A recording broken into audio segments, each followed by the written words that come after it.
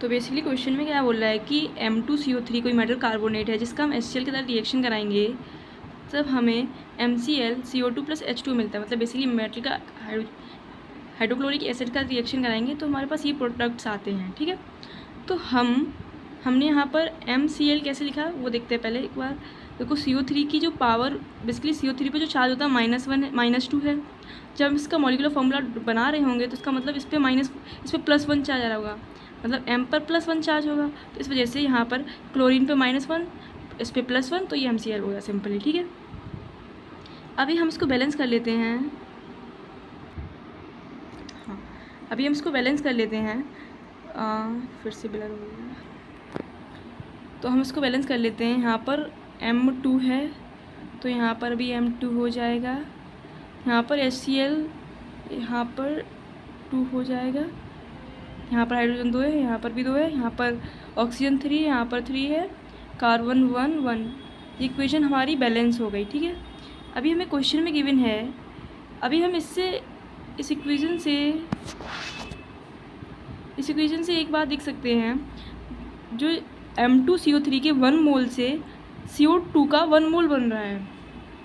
ठीक है, तो इसका मतलब जो मोल्स ऑफ M2CO3 होंगे वो इक्वल टू होंगे मोल्स ऑफ CO2 के।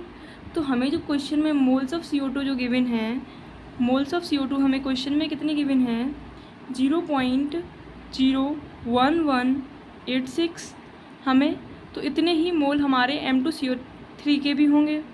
तो हमारे पास मोल ऑफ M2CO3 बेसिकली हम निकालेंगे कैसे, गिवन मास जो हमको 1 ग्राम क्वेश्चन में गिवन है अपॉन में इसका जो मोलर मास होगा वो, तो इसके मोलर मास को हम M लेट कर लेते हैं।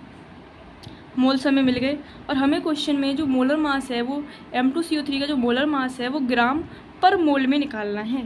ठीक है, तो हम M को उधर लेके गए, हमने इधर 1Y मोल्स ऑफ M2CO3 यही है, हमने लिख दिया 0.01186।